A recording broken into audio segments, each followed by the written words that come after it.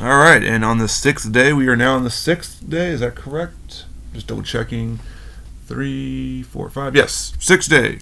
On the sixth day, I probably got into getting custom ultimates was because I was looking at the ultimate shelf, and I was like, man, there's just so few, and I have so many more other customs. I'll be probably doing another one of these in the future.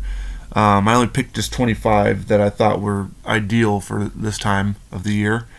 And the reason I got into customized though ultimates was just how clean these look, and also how cool it is to have other versions. Like, and the ultimates are nice because you can do stuff that the elites can't do.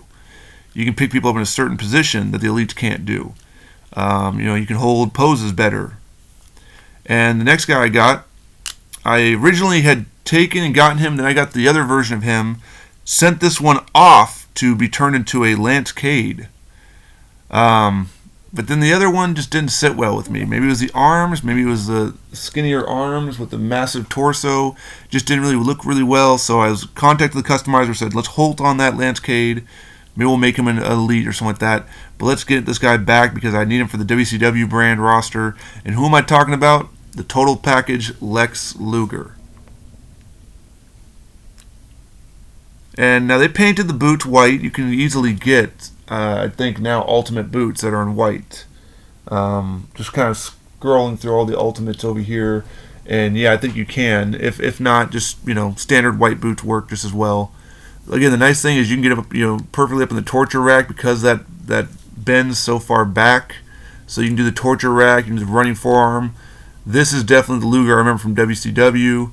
The only thing I think I would do is maybe get and the Bulldog came with them, and I thought about cutting it and just putting them on there, those little like armbands or something like that. But really, this is like Lex Luger in his WCW World Title looking run.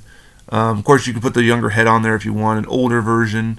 I went with the more mid to late '90s look, and just a great playable figure. It's torso swivel, all that kind of stuff. No drop down hips. I think this is taken from an earlier elite. I'm not sure who they used.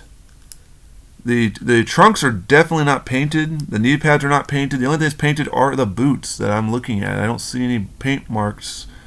So I'm not sure what kind of body it was they used. I mean, they probably used a Batista. They might have just done some acetone, but that's a lot of work to remove that much. It probably was an Warrior body, or a Warrior torso at least. I don't know who the lower legs are. Phenomenal though, nonetheless. Actually, I think about it, they probably used the Lex Luger Elite lower half. Just switched the boots out, painted them black, the black Ultimate boots white, and I like how they got the whole thing. They didn't just leave the soles, which they did with the Drew McIntyre have, and it bugs the hell out of me because every time he does his kick, you can see the white, and it just looks awkward. So hopefully they'll make a Drew official here in the future because I have to use an older head style one, and I'm not showing that one this time, but just a great figure. He poses really well with the next person I'm going to introduce tomorrow.